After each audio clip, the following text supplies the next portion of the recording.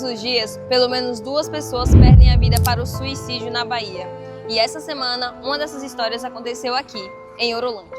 E hoje, a TV Sertão Livre veio para mostrar o porquê que esse assunto não pode mais ficar em silêncio. Um dos moradores aqui da nossa cidade, que enfrentava diversos problemas emocionais, acabou perdendo sua vida e comovendo toda a nossa região.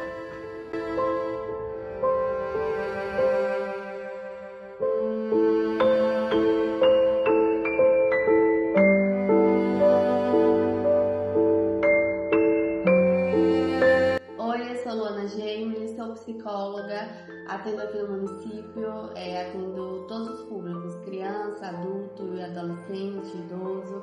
E a gente vai conversar um pouquinho sobre essas questões de sofrimento psíquico, adoecimento mental e o que vem causando tudo isso, né? Na verdade, todo esse sofrimento psíquico ele não é de agora. Se a gente for olhar a história, ele é de muito antes, só que antes não existia diagnóstico. Hoje a gente consegue diagnosticar, consegue tratar muito mais do que antigamente, o que é bom, né? Estamos em um tempo onde nunca foi falado tanto em saúde mental.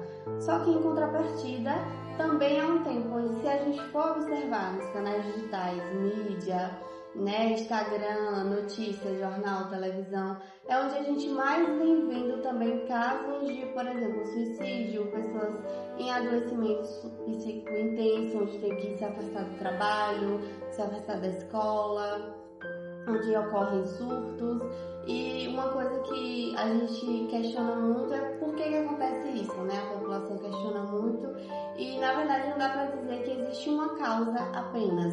São fatores psicossociais, né? Existem fatores que agravam.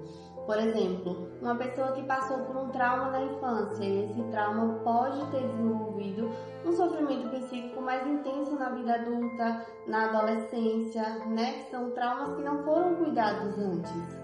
Existem fatores também econômicos. A vida econômica, a situação socioeconômica, ela também impacta diretamente na saúde mental, porque não dá para falar de saúde mental sem falar de qualidade de vida. Quando a gente fala de qualidade de vida, a gente fala muito de, por exemplo, ter algo para comer em casa todos os dias, ter um bom trabalho, ter realmente uma qualidade de vida que muitas pessoas hoje em dia não têm. Então, também é um fator de adoecimento mental muito grave. Existem outros fatores também, predisposição genética, convívio familiar também impacta muito na saúde mental, porque às vezes a pessoa vive em um ambiente, pode ser em casa, pode ser no trabalho, né? Família, colega de trabalho, amigos. Às vezes a pessoa vive em um ambiente hostil, né? Em um ambiente realmente que adoece mentalmente. Então são fatores que juntos ou até isoladamente podem adoecer uma pessoa, né? Pode causar um sofrimento psíquico intenso. E é importante ressaltar que nem todo caso de suicídio acontece por conta de uma depressão.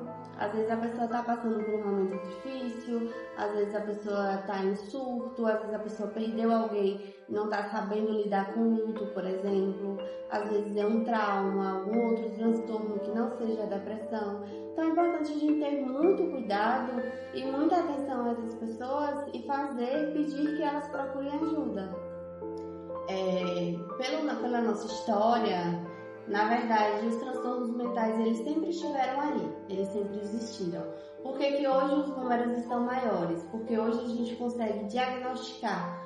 Antigamente, existiam pessoas com depressão, existiam pessoas que tinham autismo, existiam pessoas que entravam em um surto psicótico, existiam pessoas que tinham sintomas ansiosos muito fortes, muito frequentes, só que isso não era diagnosticado, isso era visto como algo do demônio, isso era visto como um doido, né? Então, por que hoje os números cresceram? Porque hoje existem mais profissionais para cuidar desse lado emocional, da saúde mental, porque hoje a gente fala muito sobre saúde mental, educa a população busca saber, e é onde a gente consegue diagnosticar. Então, não necessariamente o número cresceu, mas hoje o número de pessoas que estão tendo acesso e tendo informação de tratamento aumentou. Hoje em dia, Orolândia, nosso município, ele conta com um grande número de profissionais para cuidar da saúde mental, né? temos psicólogos, não só eu, como outras psicólogas. A gente hoje tem psicólogo no município, na sede, com consultas semanais. Tem psicólogo também nos povoados Alagadiço, Lagoa, Casa Nova. Então, assim, o que é que a gente vem fazendo? A gente não só tem promovido eventos voltados para a saúde mental, como, por exemplo, nas escolas. Recentemente a gente fez uma ação que foi a saúde nas escolas, né? E a gente foi falar de saúde mental, porque a psicoeducação ela faz parte da promoção da saúde. Então, o município ele promove alguns eventos para psicoeducar e também oferece as consultas semanais, oferece apoio, né? Quando não tem um psicólogo na UBS, tem um enfermeiro que possa fazer um acolhimento e encaminhar para o psicólogo.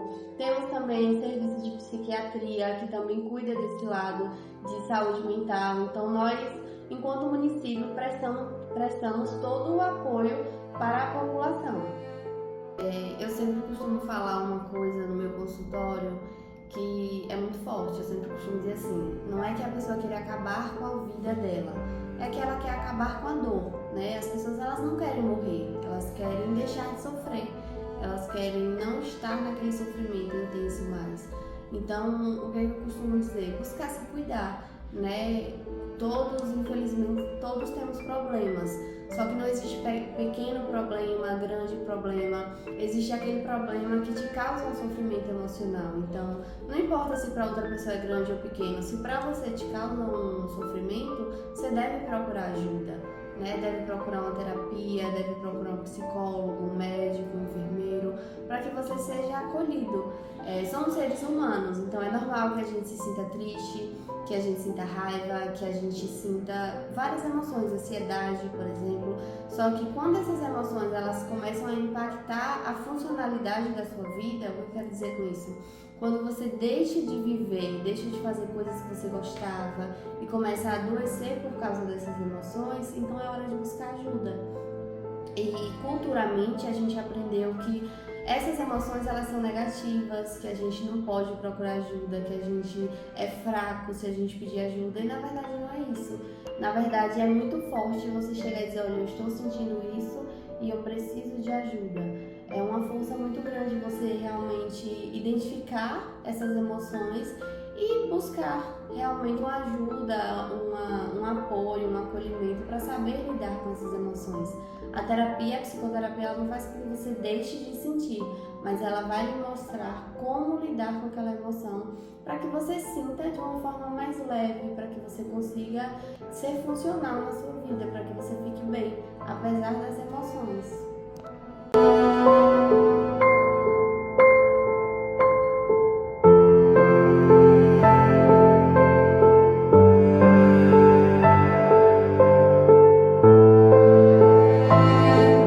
As pessoas não estão atentas a isso e nós precisamos estar atentos. E nós não podemos também generalizar, porque quando nós falamos em termos de religião, de religiosidade, nós temos o erro de atribuir tudo ao demônio, né? E nós não podemos demonializar tudo. Nem tudo é demônio, nem tudo é espiritual. Existem as doenças psicossomáticas que precisam ser tratadas por pessoas e profissionais competentes. Então, é bom que nós estejamos atentos a isso para entender e compreender que há momentos de se levar a pessoa a um profissional de saúde, né? E quando eu falo isso, eu falo no lado religioso, né? Que nós não podemos espiritualizar tudo. Nós sabemos que o reino espiritual ele é real e ele existe, mas nós não podemos espiritualizar tudo achando que tudo é demônio, né? Porque as pessoas às vezes olham por esse lado, acha que tudo é o lado espiritual, não. Mas existe o lado físico, existe o emocional abalado, né? Porque as pessoas, nós seres humanos, nós passamos, cada um carrega dentro de si os seus traumas, né? Traumas de infância, às vezes crianças que sofreram algum abuso na sua infância, né? Adolescentes que sofrem algum abuso dentro de casas ou mesmo na escola, alguns bullies hoje que são terríveis.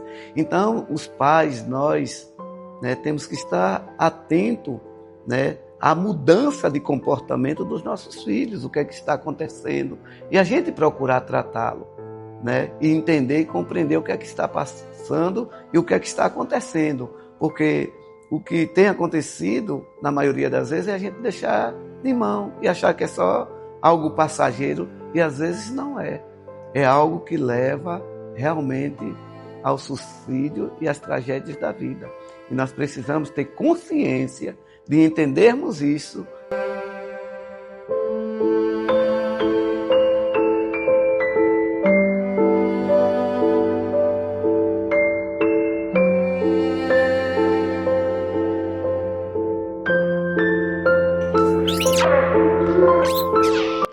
Os números mostram que isso é sério. Em 2024, só a Bahia registrou 816 casos de suicídio e o estado segue líder no Nordeste nesse triste ranking. Por isso, eu queria deixar uma mensagem. Quem é que não tem problema? A diferença está em não enfrentar isso sozinho.